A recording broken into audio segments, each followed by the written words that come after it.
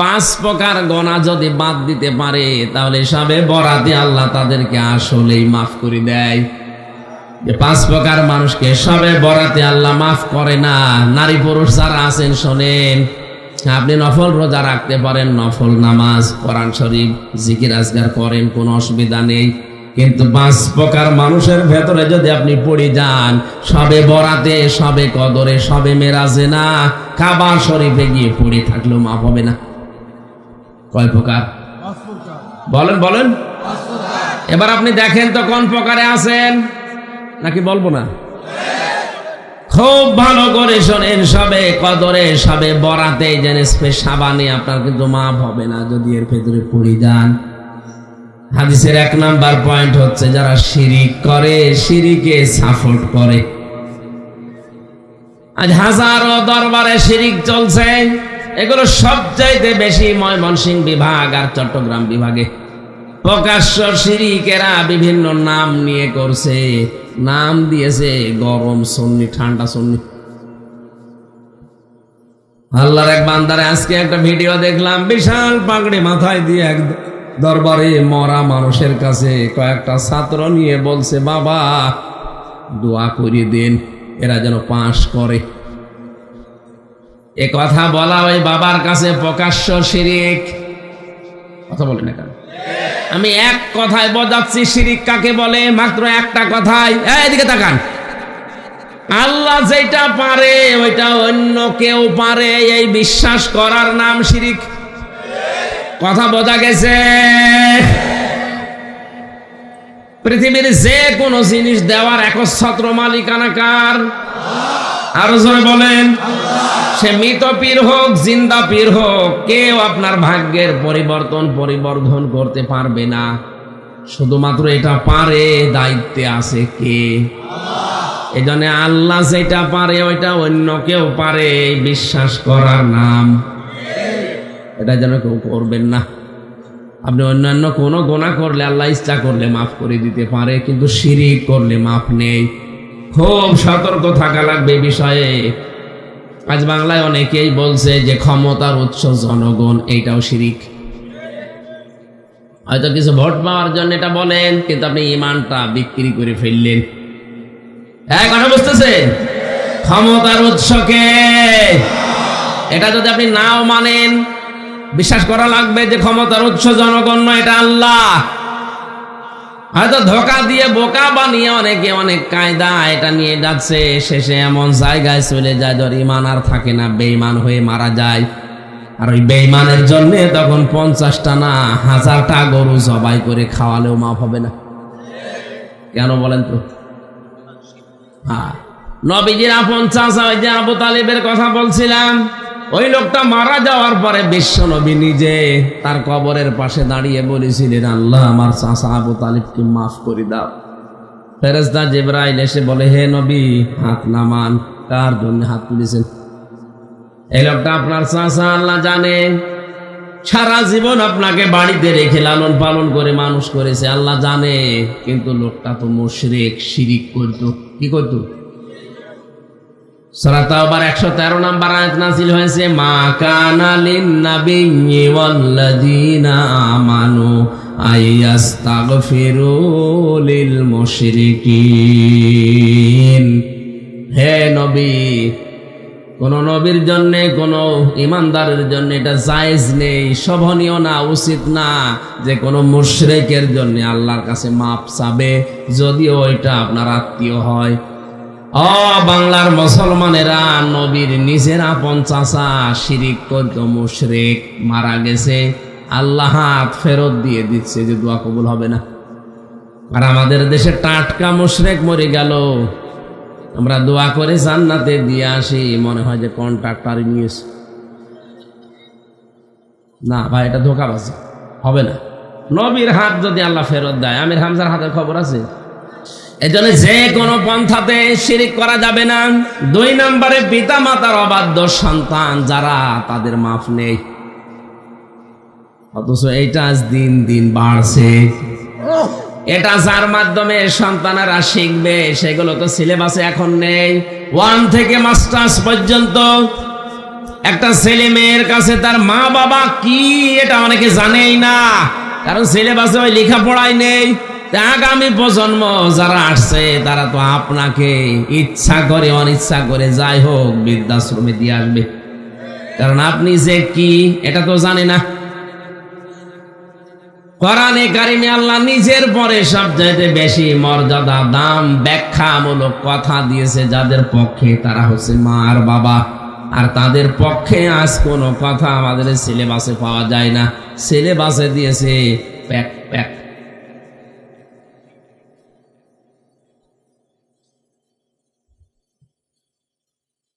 আমি এই চোখে দেখেছি শিক্ষক অজু করছে, ছাত্র পায়ে পানি ঢেলে দিচ্ছে, পানিতে ময়লা যায় না, হাত দিয়ে 6 বছর বয়স 7 বছর বয়স এতটুকু বাচ্চা শিক্ষকের পায়ে পানি ঢেলে দিয়ে আবার হাত দিয়ে ময়লা পরিষ্কার করে দিচ্ছে। আমি এই চোখে এটাও দেখেছি বিশ্ববিদ্যালয়ে ক্লাস চলছে, ছাত্র জুতা দিয়ে শিক্ষককে পিটাচ্ছে, বলছে শালা তোরে মেরে ফেলবো। শিক্ষক বলছে বাবা তুই আমারে ছেড়ে দে, আমি আর ক্লাসে আসবো না। বলছে না শালা তোরে দায়িত্ব দিয়েছিলাম, তুই পালন করিসনি, তোরে মেরেই ফেলবো।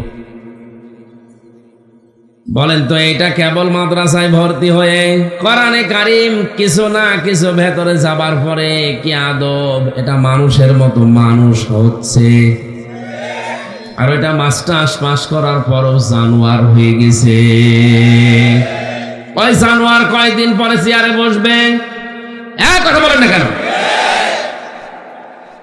যে লোকটা বিশ্ববিদ্যালয়ে মাস্টার্সের ক্লাসে শিক্ষককে জুতা দিয়ে পিটাতে পারে, ও যদি বড় কোন চেয়ারে বসে বলেন তো চেয়ার ঠিক থাকবে?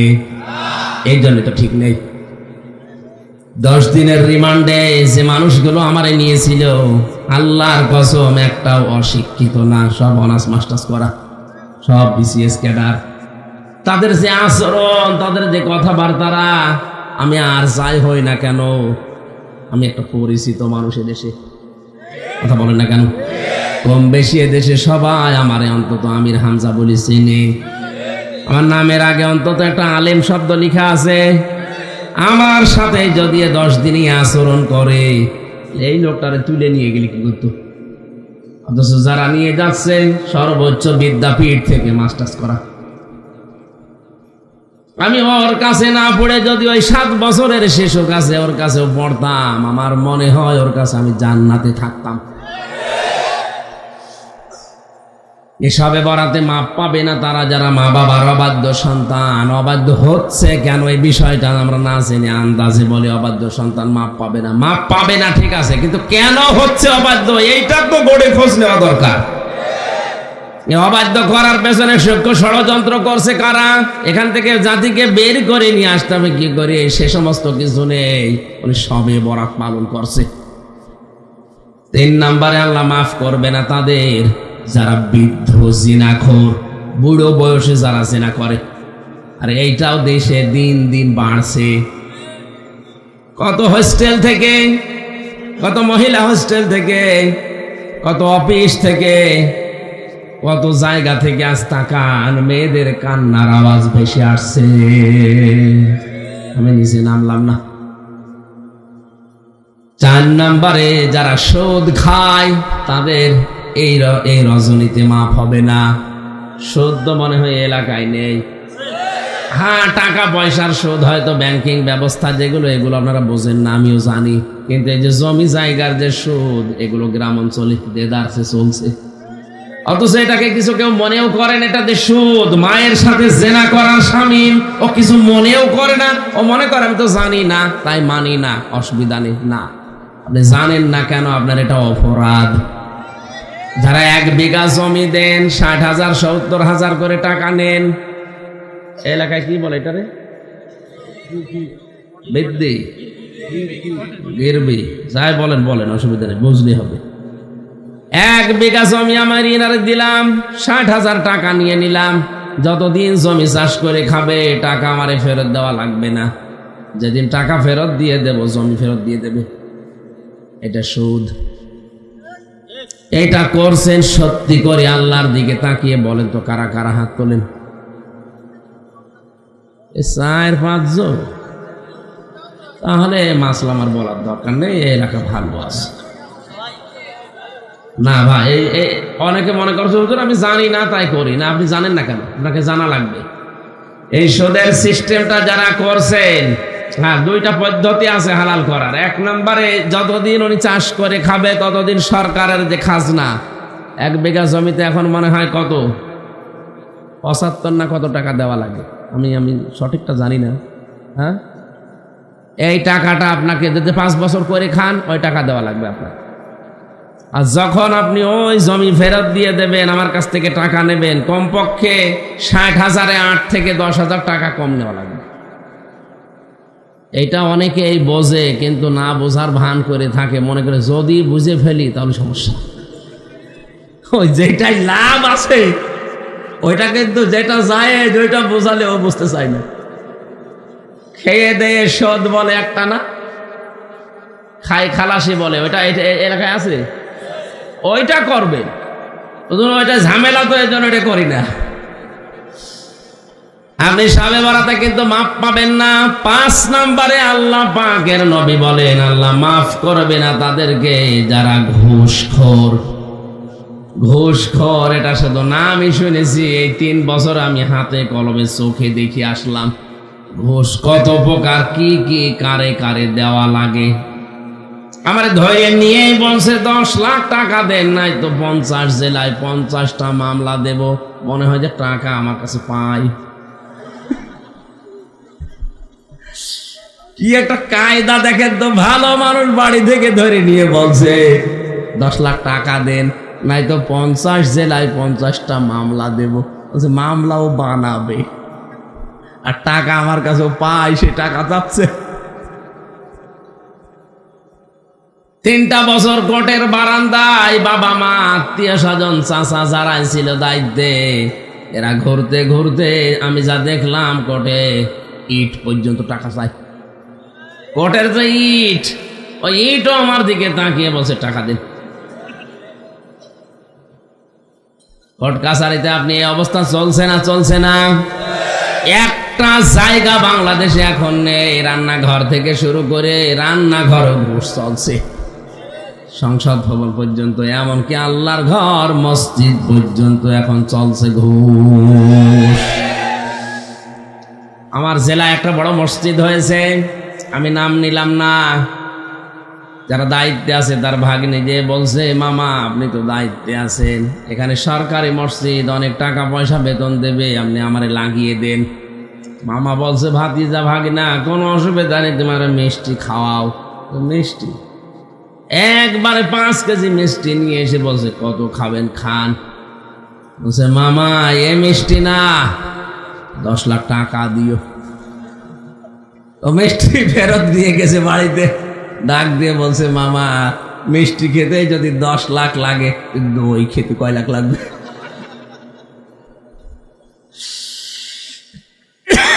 বলেন তো, মসজিদের ইমাম খতিব সে যদি টাকা পয়সা ঘুষ দিয়ে এই জায়গায় লাগে, তার পেছনে নামাজ হওয়ার কথা। এই জন্য এই 5 প্রকার মানুষ যারা আছে আমরা যেন সাবধান হয়ে যাই, যদি চরিত্র এরকম থাকে আমরা যেন পাল্টাই। বলেন আমিন। সম্মানিত মা বোন যারা এসেছেন, আপনি অনেকেই মনে করতে পারেন যে আমি নামাজ পড়ি, রোজা রাখি, কালো বোরকা পরি, আমি নেককার, আমি জান্নাতে চলে যাব না। নবীজি জানিয়েছেন 4টা গুণ যেই মহিলার ভেতরে আছে ওই মহিলা নেককার। 1 নম্বরে স্বামী যদি বাইরে থেকে আসে, দুনিয়ার সব কাজ কাম ওই মহিলার জন্য নিষিদ্ধ, হারাম, সব বন্ধ। স্বামীকে কিভাবে খুশি করা যায়, তার পাশে সময় দেওয়া যায়, এইটা মহিলার তখন ফরজ কাজ।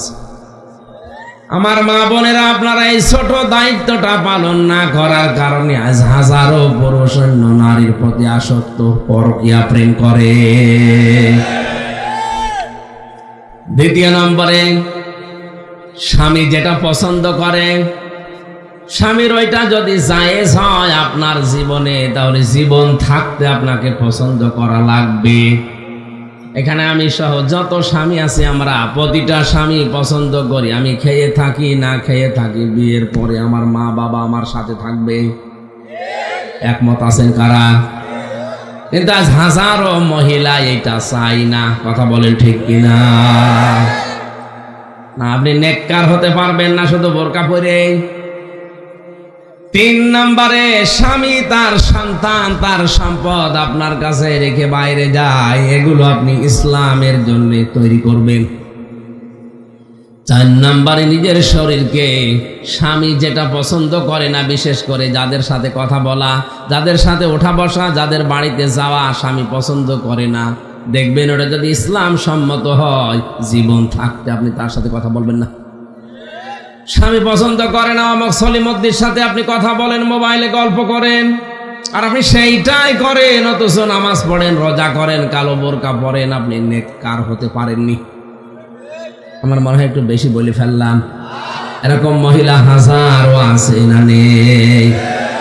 আল্লাহ মা বোনদেরকে 4টা কাজ করে নেককার হওয়ার তৌফিক দিন, বলেন আমিন। কোন পুরুষ যদি নিজের স্ত্রীর ভেতরে যা আছে আপনার জন্য ওইটাই আল্লাহর বরাদ্দ, ওইটা বাদ দিয়ে দুনিয়ার ফেরেবে পড়ে, শয়তানের ধোঁকায় পড়ে যদি পরকীয়া প্রেমে লিপ্ত হন, আর এই অবস্থায় যদি আপনি মারা যান, 3টা জিনিস হারাবেন। 1 নম্বরে, আপনার শরীরের ভেতরে যে নূর আছে চেহারা, এটা আল্লাহ তুলে নেবে। 2 নম্বরে, আপনার ইবাদত বন্দেগী ফরজ যেগুলো কবুল হওয়া বন্ধ হয়ে যাবে। 3 নম্বরে, মারা যাওয়ার সময় আপনি একটা সংসার ভাঙার কারণে বেঈমান হয়ে মরবেন, ঈমান পাবেন না। মরণের পরে শাস্তি 3টা। 1 নম্বরে, কিয়ামতে আল্লাহ আপনার দিকে তাকাবে না। 2 নম্বরে, মিজানের পাল্লায় আপনি ধরা খাবেন। 3 নম্বরে, জাহান্নামে আল্লাহ বিনা বিচারে দিয়ে দেবে, বলেন নাউজুবিল্লাহ। পরকীয়া প্রেম করা পুরুষ মানুষ দেশে কমে যাচ্ছে, আরো বাড়তেছে। আল্লাহ আমাদের হেফাজত করুন, বলেন আমিন। সূরা কাসাসের 56 নম্বর আয়াত আল্লাহ তার নামে নাজিল করেছেন, ইন্নাকা লা তাহদি মান আহবাবতা ওয়ালাকিন্নাল্লাহা ইয়াহদি মান ইয়াশা। ইবনে কাসিরের ভেতরে আছে, আল্লাহ পাক বলেন, হে নবী, আপনি যাকে ভালোবাসেন তাকে আপনি হেদায়েত দিয়ে দেবেন, জান্নাতে নিয়ে যাবেন। আপনি পারবেন না, এটা আপনার হাতে আমি দেইনি, এটা আমার হাতে আছে। আমি যাকে ভালোবাসি, পছন্দ করি, যার বাস্তব অবস্থা আমি দেখি যে না একে হেদায়েত দেওয়া যায়, তারে দান করি। আর এটা দেওয়ার জন্যে একমাত্র কিতাব পাঠিয়েছি পৃথিবীতে, যার নাম কোরআন। এই জন্যে কিতাবের আগে দেখবেন আলিফ লাম আছে। আমরা সে জন্মের পর থেকে অনেকে পড়ছি, জালিকাল কিতাবু লা রাইবা ফীহ। এই যে কিতাবের আগে আলিফ লাম আছে নির্দিষ্ট করার জন্যে, এটা দ্বারা জানাতে চেয়েছেন পৃথিবীতে কিয়ামত পর্যন্ত একটাই মাত্র কিতাব আছে, থাকবে, যেটা মানুষকে হেদায়েত দেওয়ার ক্ষমতা রাখে। এই জন্যে কোরআন বাদ দিয়ে পৃথিবীর কোন জায়গায় গেলে আপনার নিয়ত যতই ভালো থাকুক, আল্লাহ কিন্তু রেগে যাবে। আর আল্লাহ পাক যদি কারো উপরে রাগ করে, তাকে নিজের দায়িত্বে হেদায়েতের পথ থেকে ধাক্কা দিয়ে ফেলে দেবে। এই হাদিসের বাস্তব প্রমাণ আজ বাংলাদেশ। 48,000-এর উপরে দেশে পীরের দরবার আছে, খানকা আছে, মানুষ কিন্তু ওখানে ভালো হওয়ার নিয়তে যায়। কি 48,000-এর উপরে যে দরবারগুলো দিনের লাইনে হওয়া, সবাই নাম দিয়ে কাজ করছে। আমার যতটুকু ধারণা, বাস্তবতায় আমি যা দেখেছি, হাতে গোনা 8টা বাদ দিয়ে বাকি সবগুলোই টানা নানা চলছে। এ সমস্ত জায়গায় কোরআন চলে না, কোরআনের নিয়ম নীতিও চলে না, কোরআনের কর্মসূচি ওখানে আসে না, ওখানে চলে শুধু ওদের বাবাদের নিয়ম। এই যে আজকে আসার সময় দেখলাম চট্টগ্রামে পরীক্ষা শুরু হয়েছে কালকে, মৃত মানুষের কবরের পাশে যেয়ে কলম ছোঁয়াচ্ছে। এই যে প্রকাশ্য শিরিক যেখানে চলে, কোরআনের নিয়ম চলে না, ওখানে যদি মানুষ ভালো হওয়ার নিয়তে আল্লাহর কাছে পাবে, যাবে, নিয়তেও যায়, আল্লাহ খারাপ বানাবে, কারণ কোরআন নেই। তুই গেলি কেন? শ্বশুরকে বাবা বলা যায় যাচ্ছে, কিন্তু নিজের বাবার সামনে বারবার বললে বাবার মন খারাপ হবে। একজন জিজ্ঞাসা করছে তোমার বাবা কোনটা, নিজের আপন বাবাকে না দেখিয়ে বলছে যে এটা। বাবার রাগ হওয়ার কথা না। আল্লাহ পাঠালেন কোরআন শরীফ মানুষকে দেখাবে পথ জান্নাত, আর সেইটা বাদ দিয়ে আপনি কোন জায়গায় দৌড়াচ্ছেন? যিনি কোরআনের মালিক তিনি কিন্তু ঠিক আপনার বাবার মতো রেগে যাবেন। আর একবার যদি ওনার রাগ হয়ে যায়, আপনার দুনিয়া আখিরাত সব শেষ। কথা বোঝেন? আজকের এই ময়দানে এই লক্ষ লক্ষ মানুষ দরকার নেই, 313 জন আমরা চাই। এই মুহূর্তে সিদ্ধান্ত নেওয়া লাগবে, যেখানে কোরআন নেই ওইরকম দরবার যদি আমার বাবাও প্রতিষ্ঠা করে, ওই দরবারে আমি আর নেই। যেই দলে কোরআন নেই, কোরআনের কর্মসূচি চলে না, ওই দলের প্রতিষ্ঠাতা, ওই দলের কায়েমকারী যদি আমার বাপ হয়, ওই দলে আজকে থেকে আমি আর নেই। কারা কারাই হাদিস মানতে রাজি আছেন দেখি? এই আন্দাজে হাত তুলবেন না। এই দেখেন হাত নামিয়ে ফেলিস। ঠিক আছে, আমি কথা বলার জন্য বলছি, আপনি শোনার জন্য শুনছেন না, এই জন্য না। হাত যারা তুলেছেন বুঝে শুনে তুলেছেন নাকি? এই হাদিসটা মেনে নিলে তো আর ওয়াজ করাই লাগে না। কোরআন যেখানে নেই আমি ওখানে আর যাব না। দেশে ইসলাম তো কাল সকালে কায়েম হয়ে যাওয়ার কথা। আশা করছি এখন থেকে হাত আর তুলবেন না, বুঝে শুনে তুলবেন। কিছু মানুষ আবেগে হাত তুলতে বলতে পিয়ান্ডেলের নিচে ঠ্যাং তুলে ফেলে। এখান থেকে বের হয়ে আগে যা ছিল তাই। আমরা এটা চাই না। আমরা যে কথাটাই কোরআন এবং হাদিস থেকে শুনবো, নিজে সিদ্ধান্ত নিয়ে বুঝে তার উপরে কথা বলে না কেন? আন্দাজে আমারে না, পৃথিবীর কাউকে মারা জায়েজ নেই, শুধু নবী বাদ দিয়ে। উসওয়াতুন হাসানা এই শব্দটা শুধু বিশ্ব নবীর নামের আগে পরে আছে। তাছাড়া পৃথিবীর কোন মহারথীর নামের আগে পরে উসওয়াতুন হাসানা নেই। সে যদি আপনার বাবাও হয়, আন্দাজে তারে মানতে পারবেন না। কি কথা বুঝতেছেন? কেন এটা বললাম? আমি তো মাত্র কয়েক হাজার মানুষের সামনে কথা বলছি। বিশ্ব নবী জীবনের শেষ ভাষণ দিয়েছিলেন 1,14,000 মানুষের সামনে।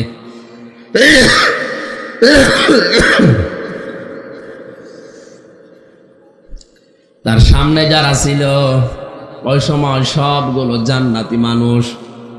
ডান দিকে জান্নাতের গ্যারান্টি প্রাপ্ত মানুষ দাঁড়িয়ে আছে হযরত আবু বকর, বাম দিকে হযরত ওমর, তিনিও জান্নাতের সার্টিফিকেট অলরেডি পেয়ে গেছেন।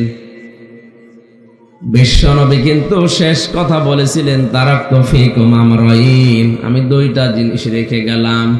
লাং তাদিল্লু, কখনো পথ ভ্রষ্ট হবে না, পথ হারাবে না, না খেয়ে থাকবে না, রাস্তা ছাড়াও থাকবে না। যে রাস্তা দিয়ে আসা যায় না অথচ মানুষ বাস করছে। আরে ভাই, আমার দাদাও তো চেয়ারম্যান ছিল কত বছর। আমি তার কাছে শুনেছি এদেশের রাস্তার জন্য যা বাজেট হয়, যদি সঠিকভাবে ব্যয় হয়, এই দেশে 1 ইঞ্চি রাস্তা কাঁচা থাকার কথা না। আর এখানে রাস্তাই নেই।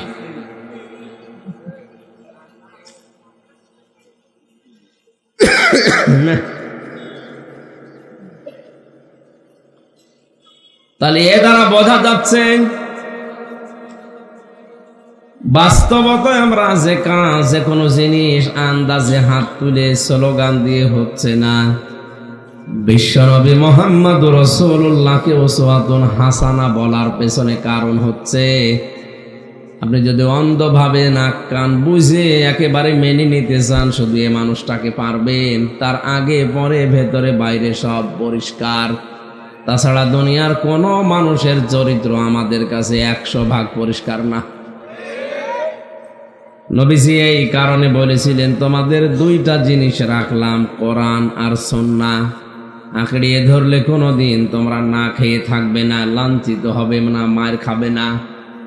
আপনার বিবেকের কাছে আমার প্রশ্ন, নবীজি যাদের সামনে নিয়ে পাশে বসিয়ে কথা বলছিলেন সবই তো জান্নাতি মানুষ, কথা বলেন না কেন? সামনে যারা ছিল তাদের জন্য কোরআনে আয়াত নাযিল হয়েছে, রাদিয়াল্লাহু আনহুম ওয়া রাদু আন। আমি আল্লাহ তোমাদের উপরে রাজি হয়ে গেছি, তোমরা যেমন আমার উপরে খুশি আছো। আর পাশে যে দুইজন পেছনে যারা ছিল এরা 10 জন জান্নাতের সার্টিফিকেট প্রাপ্ত জিন্দা মানুষ। নবীজি বলতে পারতেন না যে আমি মরণের পরে আমারে আবু বকরকে রেখে গেলাম, এই যে ওমরকে রেখে গেলাম, আমার জামাই দুইটা আছে আলী ওসমান, তাদেরকে রাখলাম। পারতেন না? বলেন না কেন? একজনের নামও তো বলেননি, অথচ তাদের মর্যাদা জানেন। হযরতে আবু বকরকে জান্নাতের প্রতিটা দরজা ডাকবে। হযরতে ওমর, আকাশের যে তারকা কেউ যদি গণনা করতে শুরু করে একদিন হয়তো শেষ হয়ে যাবে, কিন্তু ওমর 26 বছর বয়সে মুসলমান হওয়ার পর বাকি জীবনে যত নেকির কাজ করেছে কোনো দিন কোনো মানুষ তার নেকি গুণে শেষ করতে পারবে না। হযরতে বেলালকে নবীজি বললেন একটা ঘোষণা দিয়ে আসো তো, তিনি ঢের পিটিয়ে দিলেন। বিশ্বনবী জিহাদের ময়দানে যাবেন, তোমাদের যার যা সামর্থ্য আছে মসজিদে নববীতে নবীজি নিজে তার রুমাল বা চাদর বিছিয়ে আছে, ওখানে একটু দিয়ে আসো। সাহাবীরা যে যা পারে এসে দিচ্ছে। হযরত ওমর তার সম্পদের 2 ভাগের 1 ভাগ দিয়ে দিয়েছে, হযরত ওসমান তার সম্পদের 3 ভাগের 1 ভাগ দিয়ে দিয়েছে। আবু বকর সিদ্দিক রাদিয়াল্লাহু তাআলা আনহু বাড়ি থেকে বের হবেন, যতটুকু সম্পদ ছিল ততটুকু তো নিয়েছে। চুলার ভেতরে কিছু ছাই ছিল, ওগুলো তিনি স্ত্রীকে বললেন যে বেঁধে দাও। তার স্ত্রী রোমানা রাদিয়াল্লাহু তাআলা আনহা ডাক দিয়ে বলে, স্বামী একটু দাঁড়ান। ঘরের ভেতরে গিয়ে বিছানার উপরে যে খেজুরের পাতার পাটি পাড়া ছিল ওইটা তুলে নিজের শরীরে জড়ালেন, পরনের কাপড়টা খুলে ভাঁজ করে স্বামীকে দিয়ে বললেন, বেলাল ঘোষণা দিয়েছে নবীজি নিজে তার চাদর বিছিয়ে বসে আছে, কিছু না কিছু দেওয়া লাগবে। তা আমার তো সেরকম কিছুই নেই, চাদরটা আমার এই শাড়িটা নিয়ে যাও, বিশ্ব নবীর কাছে চুরি করে দিয়ে দিও। সাহাবায়ে কেরাম জিহাদের ময়দানে হয়তো অনেক সময় ক্ষত বিক্ষত হবে, ব্যান্ডেজ করার জন্য পুরাতন কাপড় লাগে, আমার এটা ছিঁড়ে কাজ চালাবে। বিশ্বনবীর পেছনে বসে হযরতে আবু বকর দিয়ে দিলেন। হঠাৎ নবীজি আকাশের দিকে তাকিয়ে দেখে লক্ষ লক্ষ ফেরেশতারা হযরতে জিবরাইল সহ নামছে, সবার পরনে খেজুর পাতার পাটি।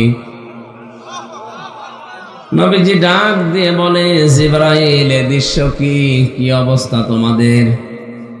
ফেরেশতা বলে, ইয়া রাসূলুল্লাহ আপনি কি আবু বকরের ঘরের খবর জানেন? বলে, কই কিছুই তো বলে না আমারে।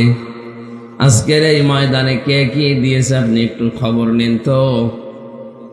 বিশ্বনবী জিজ্ঞাসা করলেন, ওমরকে, আব্দুর রহমান বিন আউফকে, ওসমানকে, আলীকে, সবাই যার যার মতো করে বলেছে। আবু বকর ডাক দিয়ে বলে, ইয়া রাসূলুল্লাহ আমার বাড়িতে জাগতিক সম্পদ বলতে যা বোঝায় আর কিছুই নেই, আমি শুধু আল্লাহ এবং রাসূলের নাম রেখে এসেছি। আমার বাড়িতে এখন আল্লাহ আর নবীর নাম ছাড়া কিছুই নেই, চুলার ছাই পর্যন্ত আমি নিয়েছি যে ব্যান্ডেজের কাজে লাগবে এই বলে।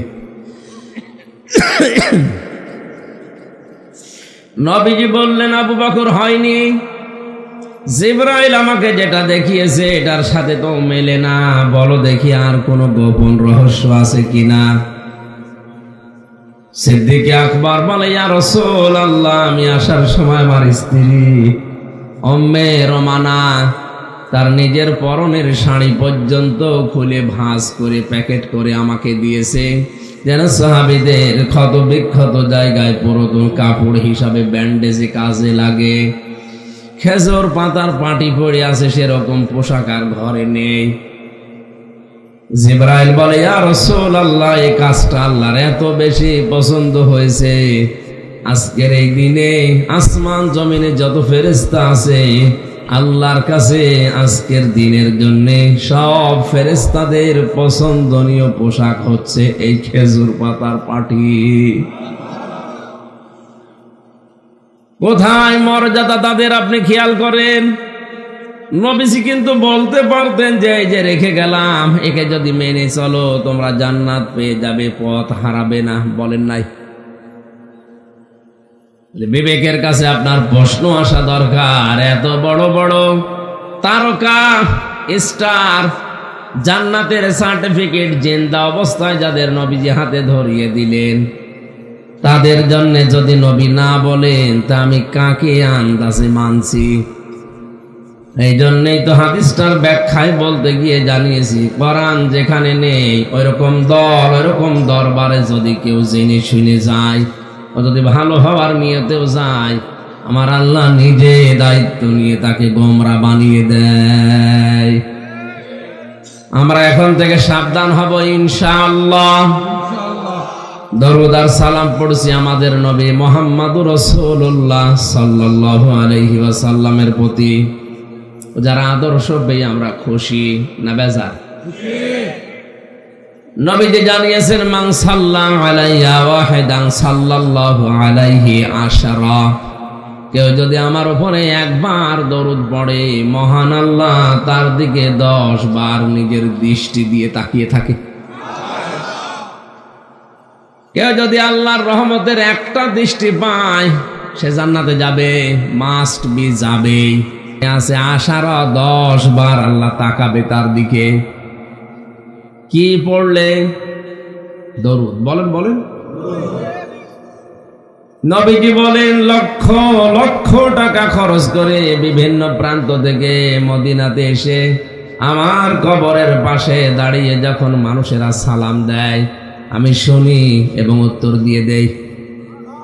কিন্তু আমার কিছু গরিব উম্মত পৃথিবীর বিভিন্ন প্রান্তে ছড়িয়ে আছে, যাদের লক্ষ লক্ষ টাকা নিয়ে আসতে পারে না।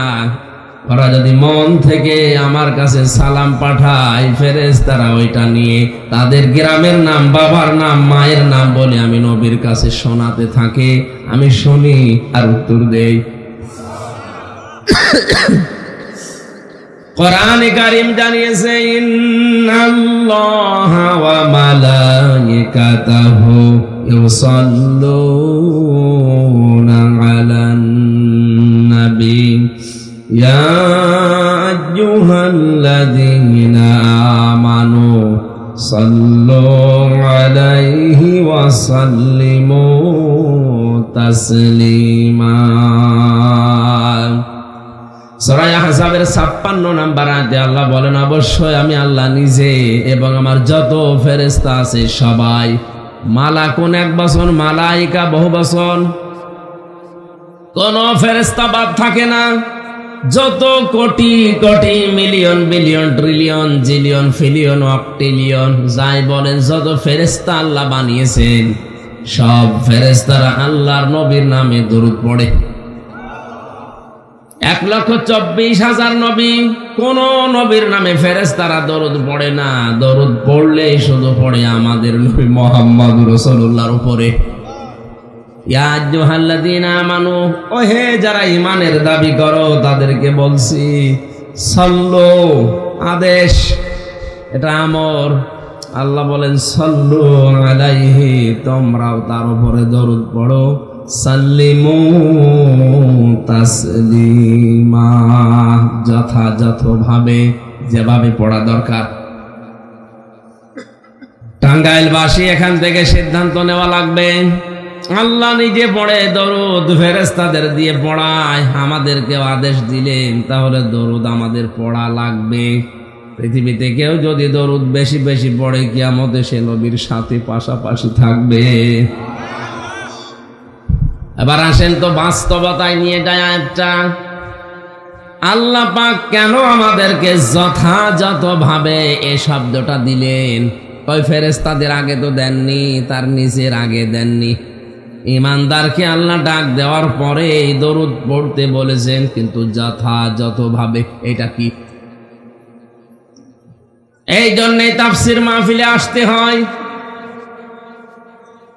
ব্যাখ্যায় মুফাসসিরিন ইকরাম লিখেছেন, আপনি যদি যথাযথভাবে দরুদ পড়তে চান, দরুদে যে বাক্যগুলো বলেছেন ওইগুলো আপনার প্র্যাকটিক্যাল লাইফে আগে দেখাবেন। কথা বুঝতেছেন? আমরা সবাই মিলে এখানে অনুষ্ঠান শুরু করার প্রথমেই এ দরুদটা পড়েছি। কারণ কি? কোন অনুষ্ঠানে যদি দরুদ পড়া হয়, সঙ্গে সঙ্গে অনুষ্ঠান আল্লাহর দরবারে পৌঁছিয়ে যায়। কিন্তু শর্ত হচ্ছে দরুদটা হওয়া লাগবে দরুদের মতো, হক আদায় করে। জবাব দিতে পারেন হয়তো যে হক আদায় করেই তো পড়লাম। না, হক আদায় করে পড়ার অর্থ হচ্ছে প্রথম থেকে আপনি শুরু করবেন, আল্লাহুম্মা, হে আল্লাহ, সাল্লি আলা, তুমি রহমত নাজিল করো, আলা মুহাম্মাদ, মুহাম্মাদের উপরে। কার উপরে? জবাব দেন না কেন? স্বভাবতই যেন প্রশ্ন আসে আল্লাহর পক্ষ থেকে। টাঙ্গাইল মানিকগঞ্জের মানুষেরা দাঁড়াও, হাজার হাজার মানুষ মিলে যে আমার কাছে বললে যে রহমত নাজিল করো মুহাম্মদের উপরে। কে এই মুহাম্মদ? কে? যত মানুষ এখানে আমরা আছি এক বাক্যে জবাব দিয়েছি, আল্লাহ উনি কিন্তু সাইয়্যিদিনা, আমাদের নেতা। কি?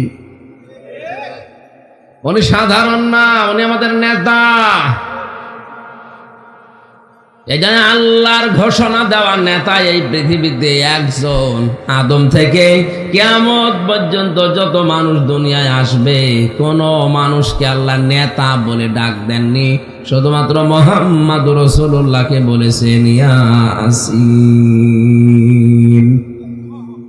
হে নেতা। আমার তো মনে হয় ইয়াসিন এই শব্দটা আকাশের চাইতেও ভারী। আল্লাহ নিজে শুধু এই দুনিয়াতে একজন মানুষকে নেতা বলে ডাক দিয়েছেন, হে নেতা। ইয়া মানে হে, সিন মানে সাইয়্যিদ, সাইয়্যিদ মানে নেতা। আল্লাহর ঘোষণা দেওয়া নেতা কয়জন? আরো জোরে বলেন। এই যে কোরআন আমার সামনে কসম করে বলছে, এটা যদি শুধু দুনিয়ার বিষয় হতো আমি বলতাম না, এটা আখিরাতের সাথে সম্পর্কিত। দুনিয়াতে যাদের নেতা ঠিক নেই, আল্লাহর কসম ওই লোকটা মরণের পরে 100 ভাগ ধরা খাবে। ও যে ধরা খাবে এটা তো আমি বানালাম। হ্যাঁ, সূরা বানী ইসরাইল 15 নম্বর পারার 8 নম্বর পৃষ্ঠা 3 নম্বর লাইনের 71 নম্বর আয়াতের প্রথম অংশে আছে, ইয়াওমা নাদউ কুল্লা উনাসিম বিইমামিহিম। আল্লাহ পাক বলেন, কিয়ামতে প্রতিটি মানুষকে আমি কিন্তু আমার কাছে ডাক দেব তার নেতা সহ। আপনার কি মনে হয়, আপনি যে নেতার আদর্শ মেনে চলেন, যার পেছনে আপনি চলেন, কিয়ামতে ওকে আল্লাহ আগে ডাকবে, এরপরে আপনাকে? বলেন তো, ওরে দেখেই যদি আল্লাহর রাগ হয়ে যায় তে আপনারে থাপড় দেবে না? আমি হাসির খোরাকি দেওয়ার জন্য বলি নাই।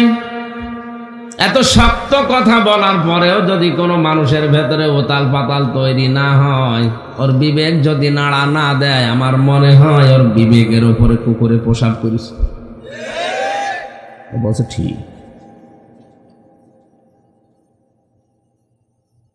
এরা দরুদ পড়ছে যারা যথাযথভাবে হক আদায় করে, কি ঠিক করা লাগবে? প্রথমে সাইয়্যিদিনা, আমাদের নেতা। এই জন্যই তো স্লোগানে বলা হয়, তোমার নেতা আমার নেতা। দ্বিতীয় শব্দটা তো আরো কঠিন। দ্বিতীয়তে বলা হচ্ছে, হে আল্লাহ উনি আমাদের শুধু নেতা না, উনি মাওলানা। মাওলানা মানে আমির হামজা। কি? মাওলানা মানে অভিভাবক, পথ প্রদর্শক, গাইডলাইন দাতা। এ দুনিয়াতে জান্নাতের পথ যিনি আমাদেরকে দেখিয়েছেন তিনি আমাদের মাওলানা মুহাম্মাদুর রাসূলুল্লাহ। তার কাছ থেকে বাদ দিয়ে আপনি কার কাছ থেকে পথ নিচ্ছেন আমার তো বুঝে আসে না। আমরা যাবো এইদিকে, যেন এরপরে আরো অনেকগুলো শব্দ আছে। দরুদের শব্দগুলো যদি আমরা যথাযথভাবে প্র্যাকটিক্যাল লাইফে বাস্তব জীবনে মিলিয়ে পড়তে পারতাম, 14 বার দরুদ পড়া দরকার ছিল না। এক দরুদে আল্লাহ 10 বার তাকিত, 10 বার তাকাতো না। আর দরুদ পড়ে যাচ্ছে, আল্লাহ আমাদের দিকে তাকানো তো দূরের কথা, ভরক কেউ করে না, কারণ আমাদের দরুদের সাথে বাস্তবতা কোনো মিল নেই। আমাদের সাইয়েদিনা ঠিক নেই, মাওলানা ঠিক নেই, আন্দাজে দরুদ পড়ে যাচ্ছি চামড়ার মুখ দিয়ে। যেন আশা করছি আমরা যথাযথভাবে হক আদায় করে পড়বো। বলেন আমিন। তেলাওয়াত করেছি সূরা দোখান,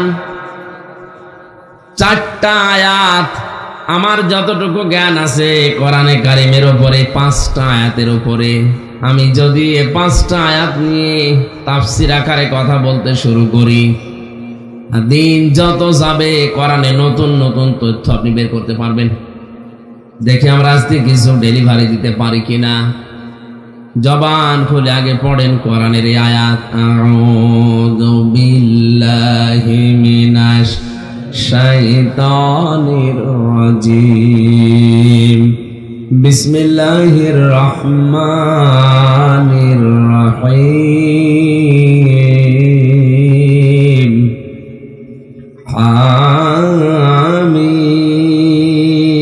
হামিম ওয়াল কিতাবিল মুবিন।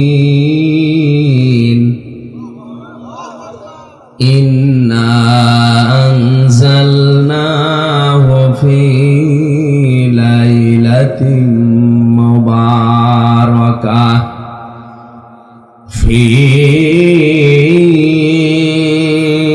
লাইলাতিন মুবারাকাতিন ইন্না কুন্না মুনজিরিন ফিহা ইউফরাকু কুল্লু আমরিন হাকীমিন আমরাম মিন ইনদিনা ইন্না কুন্না মুরসিলিন।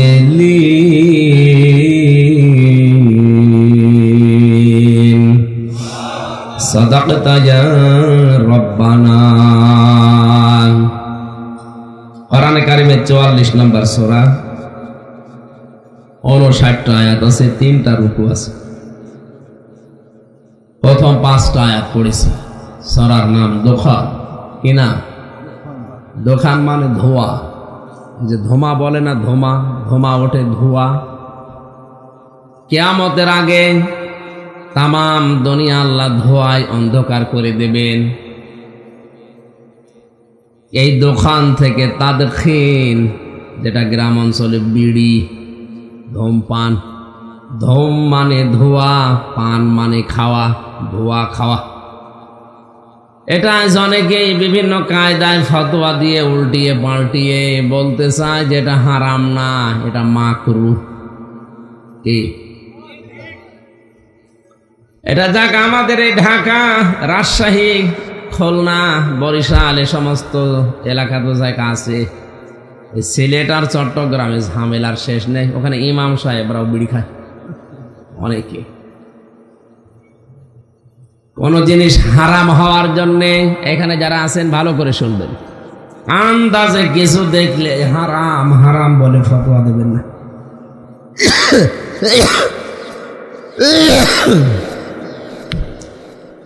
কোন জিনিস হারাম হওয়ার জন্য শর্ত 3টা। কয়টা? আগে দেখবেন এর ভেতরে 3টা শর্ত পাওয়া যায় কিনা। 1 নম্বরে ওটা নাপাক হওয়া লাগবে। কি হবে? 2 নম্বরে ওটা ক্ষতিকারক হওয়া লাগবে। 3 নম্বরে এটা অশ্লীল হওয়া লাগবে। পৃথিবীর যে কোনো জিনিস হারাম যদি আপনি ঘোষণা দিতে চান, এই তিনটা বিষয় ওর ভেতরে থাকতে হবে। এটা একটা থিওরি, মনে রাখলে দুনিয়ার যে কোনো বিষয় আপনি জানতে পারবেন এটা হারাম না হালাল। আর একটা কথা মনে রাখেন, হারাম কিন্তু নির্ধারিত কয়েকটা জিনিস মাত্র, আর হালাল এ নির্ধারিত না। হারাম কয়েকটা বাদ দিলে পৃথিবীতে যা আছে সবই হালাল। এটা বুঝতে পেরেছেন? পৃথিবীর যে কোনো মহিলাকে বিবাহ করা হালাল, জায়েজ, বৈধ, শুধুমাত্র 14 জন বাদ দিয়ে। কথা বলে না কেন? শুধু বাংলাদেশে না, তামাম দুনিয়ার যে কোনো মহিলাকে আপনি বিবাহ করতে পারেন, কিন্তু 14 জন বাদ দিয়ে। পৃথিবীতে এই যে পানিতে যা পাওয়া যায় সবগুলোই হালাল, কয়েকটা জিনিসের নাম আল্লাহ কোরআনে দিয়েছেন, এই কয়টা বাদ দিয়ে। পশু পাখির ভেতরে সবই খাওয়া হালাল, কয়েকটা জিনিসের নাম আছে ওইগুলো বাদ দিয়ে। পৃথিবীতে তাহলে হালাল আনলিমিটেড, হালাল বলে, হারাম হচ্ছে লিমিটেড, কয়েকটা মাত্র। বিড়িকে হারাম বলে ফতোয়া দেওয়ার পেছনে যে তিনটা কারণ ওলামায়ে কেরাম দেখাচ্ছেন, সূরা আরাফের 157 নম্বর আয়াতের মাঝের অংশটা নিয়ে অনেকে ব্যাখ্যা করে, আয়ুহিল্লু লাহুমুত তাইয়্যিবাতি ওয়া ইউহাররিমু আলাইহিমুল খাবাইস। আল্লাহ পাক বলেন, হে নবী, আপনি অনেক কিছুকে যেগুলো পবিত্র হালাল বলে ঘোষণা দেন, আর যেগুলো নাপাক, অবৈধ, অপবিত্র, এগুলো আপনি হারাম বলে ঘোষণা দিয়ে দেন। কারণ আল্লাহ নিজেই শুধু শরীয়ত প্রণেতা না, বিশ্ব নবীকেও আল্লাহ শারিয়া বানিয়েছিলেন, শরীয়ত প্রণেতা। অনেক দুনিয়ার এই 63 বছরের জীবনে, বিশেষ করে 40 থেকে 63, এই 23 বছরে নবুয়তের জিন্দিগিতে যা বলেছে, যদি বলেন হালাল, যদি বলেন হ্যাঁ, তো হালাল হয়ে গেছে, যদি বলতেন না, হারাম হয়ে গেছে। কথা বুঝতেছেন? তাহলে বিড়িকে যদি কেউ হারাম বলতে চায়, শর্ত বললাম কয়টা? আরো জোরে বলেন। দেখেন আপনি নিজে পান কিনা। 1 নম্বরে বিড়ি নাপাক। না না, কে বলেছে? এটা কি দিয়ে বানানো হয় দেখেছেন? তামাকের পাতা। ওটা আমাদের কুষ্টিয়া ভেড়ামারা, মিরপুর, দৌলতপুরে দেখেছি। শুকাতে দেয় রোদে, কুকুরে শ্রীগালে পোশাক পায়খানা করে রাখে, ঝাড়া দিয়ে ওইটা শুকিয়ে পাঠিয়ে দেয় সে রংপুরে আকিজের কাছে, মানে সুন্দর করে রিফাইন করে এই বিড়ি বানিয়ে দেয়। যত সুন্দর করে রিফাইন করুক না কেন, মাল মশলা কিন্তু ভেতরে লেগে আছে।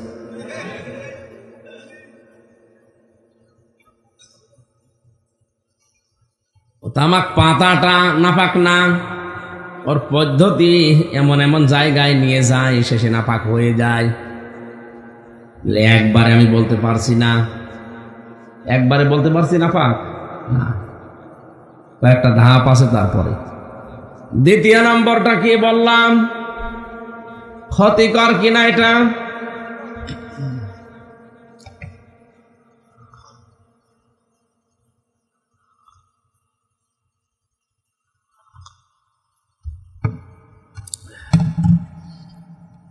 বিজ্ঞান আজ প্রমাণ করছে, বিড়ি সিগারেটের দ্বারা মানুষের সবচাইতে বেশি ক্ষতি হয় লাঞ্চের। কিসের? হার্ট আপনার নষ্ট করে ফেলে।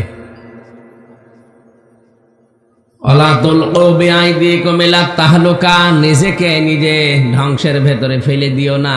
আল্লাহর নির্দেশ অনুযায়ী বিড়ি যেহেতু ক্ষতিকারক, পৃথিবীর একটাই মাত্র খাবার যার উপরে লেখা থাকে, কথা বলে না কেন? সুতরাং আমরা হারাম হওয়ার জন্য যে শর্তগুলো বলেছিলাম মিলিয়ে দেখছি, 2টা পাওয়া গেছে, একটা আংশিক আর একটা পুরাটাই। 3 নাম্বার, এটা অশ্লীলতা ছড়ায় কিনা? না না। কি এটা? কি খেলে কি মাতাল হয়ে যায় মানুষ? তাহলে তিনটার অন্তত একটা পাওয়া গেল যে এটা মানসিক ক্ষতি হয়, পরিবেশের ক্ষতি হয়, সামাজিক ক্ষতি হয়, সর্বোপরি অর্থের যে ক্ষতি। বাংলাদেশে প্রায় 22,000 কোটি টাকার উপরে মানুষ এই ধোঁয়া দিয়ে উড়িয়ে দিচ্ছে। এমনি গরিব দেশ, সেতু বানাতে বিভিন্ন দেশ থেকে ধার করে ঋণ করে বানানো লাগে। আর এই দেশে যদি 22,000 কোটি টাকা এভাবে আপনি ধোঁয়া দিয়ে উড়িয়ে দেন, আর লাভ হলে হয়তো কোনো লাভই নেই, সব ক্ষতি। তাহলে এই ধোঁয়া থেকে, দোকান থেকে তাদখিন, আল্লাহ রাব্বুল আলামিন এই দোকান ধোঁয়া নামে একটা সূরা দিলেন। 59টা আয়াত আছে। আমার যতটুকু জ্ঞান আমি এবার প্রবেশ করছি কোরআনে তাফসীর আকারে। আমিন এর অর্থ শুধু আল্লাহ জানে, আমাদেরও বোঝার দরকার নেই। কেউ কেউ বলেছে এটা নবীজির নাম। বিশ্ব নবীকে পুরা কোরআনে আল্লাহ 7টা নাম ধরে ডাক দিয়েছেন। ইয়াসিন, তাহা, মুজাম্মিল, মুদ্দাসসির, আহমদ, মুহাম্মদ, আব্দুল্লাহ। কয়টা বলেন বলেন? এর ভেতরে হামিম যেহেতু নেই, কোন কোন ঐতিহাসিক তাফসীর কারকরা বলেছে হামিম এটাও নবীজির নাম হোক, যেহেতু অর্থ আল্লাহ ছাড়া অন্য কেউ জানে না, করতেও নিষেধ করা হয়েছে, ওটা দরকার নেই। এরপরের আয়াতে আমার আল্লাহ কসম দিচ্ছেন, ওয়াল কিতাবিল মুবিন। ওয়ায়ে কসমিয়া, কিতাবের আগে আলিফ লাম নির্দিষ্ট করার জন্য, মুবিন মানে স্পষ্ট। আল্লাহ পাক বলেন এই নির্দিষ্ট স্পষ্ট কিতাবের কসম। কোরআন শরীফ এটা স্পষ্ট না অস্পষ্ট? স্পষ্ট বললেন কারা আন্দাজে বলেছেন? এখানে কয়েকজন আলেম বাদ দিয়ে বাকি যারা বসে আছে সবার কাছে এই কোরআন এই ধোঁয়াশার মতো। এই কথা বলেন না কেন? আপনার কাছে স্পষ্ট কোরআন, একটা শব্দের অর্থ বলতে পারবেন? নরসেনদের গিরিশচন্দ্র সেন, এ বেটা হিন্দুর চাইতেও আমরা আজ পিছিয়ে পড়ে আছি কোরআনের ব্যাপারে। এই লোকটা তাফসীর পর্যন্ত লিখেছে, বাংলা অর্থ এই বাংলাদেশে যারা প্রথম করেছে তার ভেতরে সে একজন। ঐতিহাসিক আমির আলী বসুমিয়া সর্বপ্রথম কোরআনের বাংলা করে সূরা ফাতিহা। এরপরে এই গিরিশচন্দ্র সেন পড়া কোরআন শরীফের আমপারাটা করে প্রথমে, এরপরে আস্তে আস্তে তাফসীর লিখেছে। আপনি হিসাব করেন, তাফসীর লিখতে হলে কমপক্ষে এক একটা শব্দের 33টার ওপরে অর্থ আপনার জানা থাকা লাগবে, হয়তো পারবেন না। কথা বুঝতেছে? আপনি একটা শব্দের মনে করেন একটা অর্থ শুধু জানেন, কিন্তু ওই শব্দের অর্থটা কোরআনে আল্লাহ ওই অর্থে ওই জায়গায় দেয়নি। যেমন দরাবা মানে মারা, আঘাত করা, এটা শব্দের একটাই অর্থ আপনি জানেন, অথচ দরাবা শব্দের এমনও জায়গা আছে যেখানে মারা অর্থ নেই, ওখানে আছে সফর করা। এমনও জায়গা আছে যেখানে দরাবা মানে দৃষ্টান্ত দেওয়া, উদাহরণ দেওয়া। দারাবাল্লাহু মাসালান লিল্লাযীনা আমানু মারাতা ফিরআউন। আল্লাহ পাক এখানে দারাবা দিয়ে মারা না, সফর করা না, উদ্দেশ্য হচ্ছে দৃষ্টান্ত দেওয়া, উদাহরণ দেওয়া। তাহলে আপনি একটা শব্দের একটা অর্থ মুখস্থ করে বসে আছেন, কোরআনে এই জায়গায় যদি ওটা অর্থ করেন, অর্থ কি হবে? পাল্টিয়ে গেল। কি হবে? কোরআনের অর্থ পাল্টিয়ে গেলে তখন আপনার ঈমান থাকবে? বেটা হিন্দু মানুষ, আমাদের ধর্মেরও না, কি আয়ত্ত করেছে তাফসীর লেখা, তার তুলনায় আমরা কত পিছিয়ে আছি। তার কাছেও কোরআন স্পষ্ট ছিল, আমাদের কাছে ওইরকম স্পষ্ট নেই। এখানে দুই ধারে দুইজন বসে আছে, ওনারা সহ আমি হামজা সহ যত আলেম যত জ্ঞানী গুণী বসে আছে, কেউ বুকে হাত দিয়ে বলতে পারবেন না পুরা কোরআনের প্রতিটি শব্দের অর্থ আমার জানা আছে। পারবেন? কেউ পারবে না। আমারও মনে নেই, হ্যাঁ পড়েছিলাম, আমারও মনে নেই, এখন আবার ডেলিভারি করা লাগবে, আবার ওইটা আয়ত্ত করা লাগবে, স্টাডি দেখা লাগবে, তাছাড়া হবে না। আর বেটা হিন্দুর কি ব্রেন, কি মেধা আল্লাহ দিয়েছে, প্রতিটা শব্দের অর্থ একটা দুইটা না, 33টার উপরে 99টা পর্যন্ত মুখস্থ ছিল। তাহলে আপনি যে বললেন কোরআন স্পষ্ট, তো আপনার কাছে না, ও গিরিশচন্দ্র সেনের কাছে হতে পারে। এই জন্য কোরআনের কাছে যারা আসতে চায়, কোরআন বুঝে ফেলে, তারা কিন্তু আর গোপনে থাকতে চায় না, তারা তখন ওপেন হতে চায়, তারা স্পষ্টবাদী হতে চায়। অথচ দেশে অনেক আল্লাহওয়ালা মানুষ আমরা দেখি, বুজুর্গ বলে দাবি করে, তাহাজ্জুদ পড়ে, বলে হুজুর দিনকাল ভালো না, দোয়া করেন, গোপনে আসি। গোপনে আসি মানে দিনকালকে ১,৫০০ বছর আগে আর ভালো ছিল, তখন তো করাত দিয়ে ছিঁড়ে ফেলতো, চামড়া গোশত সব আলাদা করে করে শরীর থেকে খসিয়ে নিত, জীবিত মানুষকে গরম তেলের ভেতরে ঢেলে দিত। কথা বলেন না কেন? তার তুলনায় এখন কি অবস্থা, আরো খারাপ না ভালো? আপনি কোন কারণে কথা বলেন হুজুর দিনকাল ভালো না, দোয়া করেন, গোপনে আসি? গোপনে আসি মানে কি? এই পৃথিবীতে যারাই কোরআনের কাছে এসেছে তারা আর গোপনে থাকতে চায়নি। তাকান হযরতে ওমরের দিকে, যেই দিনই কোরআনের কাছে এসেছেন বলেছেন, হে নবী অনুমতি দেন, কোরআনের বিপক্ষে আমি প্রকাশ্য একটা মিছিল দিয়ে আসি। আর আমাদের জন্মের পর থেকে ৭০ বছর হয়ে যাচ্ছে, ওরা এখনো গোপনই কাটছে না, তো কবে প্রকাশ হবে? আজ আমরা প্রকাশ হতে পারি না কোরআনওয়ালা মানুষগুলো, এই জন্য জমিন ফাঁকা পেয়ে জালেমরা মন মতো চালাচ্ছে।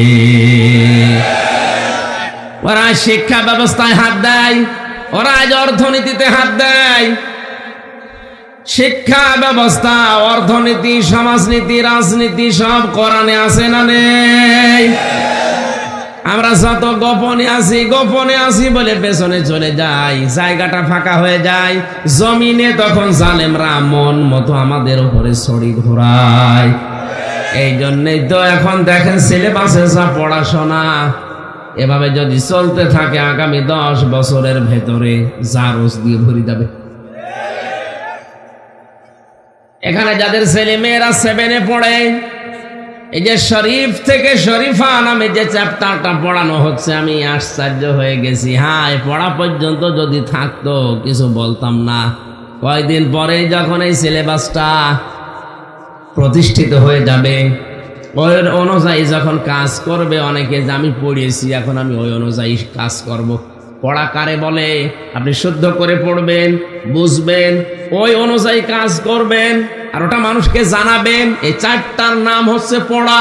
এই 4টার নাম কি? প্রথম কি বললাম? শুদ্ধ করে পড়া। 2 নাম্বার ওটা বোঝা। 3 নাম্বার ওই প্র্যাকটিক্যালে ওইভাবে কাজ করা।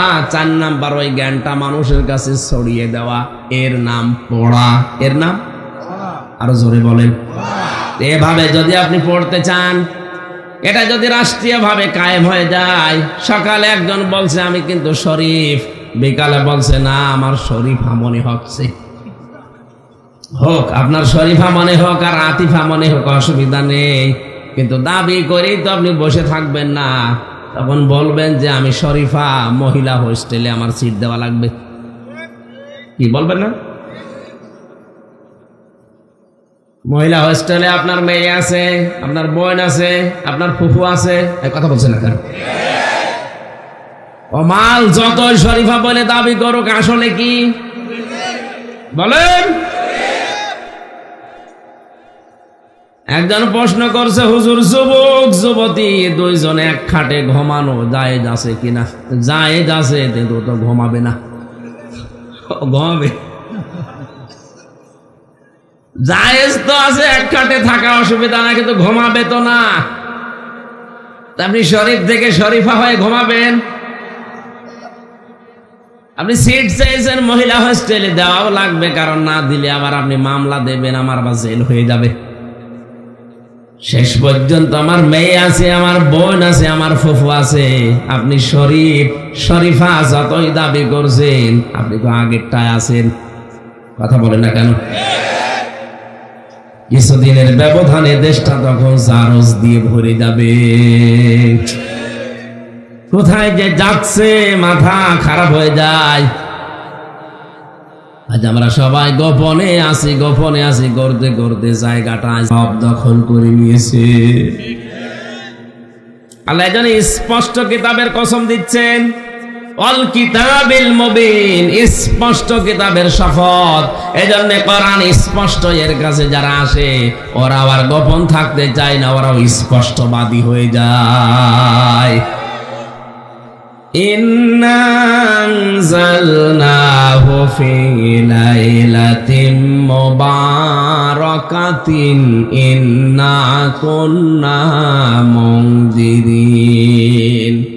অবশ্যই আমার এই কোরআন আমি নাযিল করেছি বরকতময় একটা রজনীতে, আর অবশ্যই আমি আল্লাহ নিজে সতর্ককারী।